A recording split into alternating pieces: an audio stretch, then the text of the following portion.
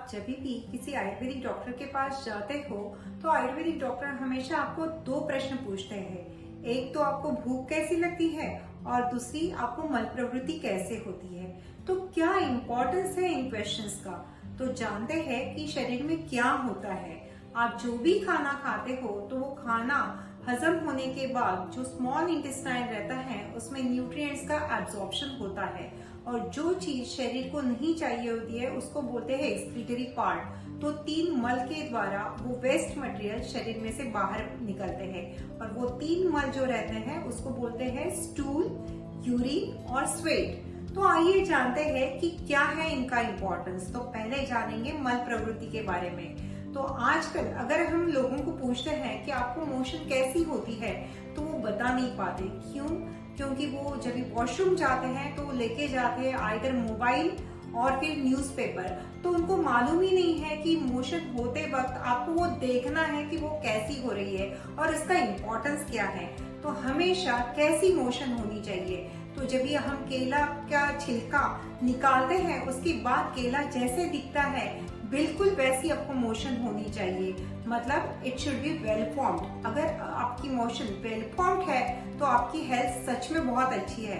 अगर यही आपका मोशन वेल फॉर्म नहीं है, वो हार्ड है, तो आपको ऑटो इम्यून डिसीजेस हो सकते हैं। आपको स्किन डिसीजेस जैसे psoriasis, eczema, rheumatoid arthritis, ankylosing spondylitis या फिर पाइल्स, फिशर, फिशुला ऐसी बीमारियां हो सकती है। इसके लिए आपको मोशन हार्ड कभी भी नहीं होनी चाहिए। दूसरा, या तो फिर किसी पेशेंट्स को मोशन वेल फॉर्म नहीं होती, वो इल फॉर्म्ड होती है। मतलब क्या? एक तो सेमी सॉलिड या फिर सेमी लिक्विड। अगर ऐसी होती है तो वो भी आपके शरीर के लिए अच्छी नहीं है। क्यों?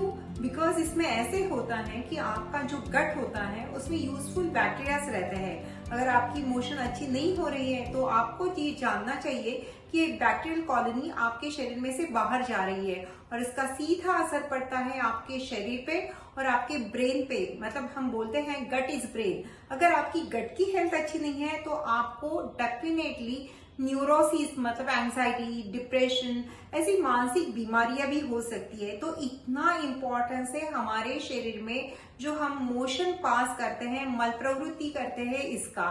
तो ये आपके लिए जानना बहुत जरूरी है। दूसरा मल रहता है हमारे शरीर में यूरिन। यूरिन का भी राइट क्वांटिटी में क्वालिटेटिवली अच्छा होना बहुत जरूरी रहता है। इसी यूरिन का अगर प्रमाण कम हो जाता है तो क्यों होता है ये प्रमाण कम? अगर आपको डिहाइड्रेशन हो गया है तो कम होता है। अगर आपको यूरिनरी ट्रैक्ट इन्फेक्शन हो गया है तो यूरिन का प्रमाण कम होता है। अगर आपको क्रोनिक रीनल फेल्यूर है तो भी ये प्रमाण कम हो जाता है। अगर यही रीनल प्रॉब्लम्स में के अलावा आपको अगर यूरिन का प्रमाण बढ़ता है तो क्या सोचना चाहिए कि अगर आप इन जनरल ही पानी बहुत ज्यादा पीते हो तो आपको ज्यादा यूरिन पास होती है। दूसरा, अगर आपको डायबिटीज मेलिटस हो तो आपको यूरिन ज्यादा मात्रा में पास होती है। अगर आपको डायबिटीज इंसिपिडस हो तो आपको यूरिन ज्यादा मात्रा में पास होती है। तीसरा वेस्ट मटेरियल रहता है पसीना मतलब स्वेट। तो किन बीमारियां हैं जिसमें आपका पसीना कम हो जाता है? तो हाइपोथायराइडिज्म में पसीना कम हो जाता है, डिहाइड्रेशन, डायबिटीज मेलिटस, गुलियन बारे सिंड्रोम और सोरियासिस, इन बीमारियों में पसीना कम हो जाता है। और किन बीमारियों में पसीना ज्यादा होता है? तो hyperthyroidism, anxiety, hypoglycaemia, chronic infections, इन बीमारियों में ज्यादा पसीना आता है। तो ये हुआ मल के बारे में। अगले वीडियो में हम देखेंगे कि आयुर्वेद में जो धातु बताए हैं वो मतलब क्या। तब तक के लिए stay tuned with us. Leave Ayurveda, learn Ayurveda.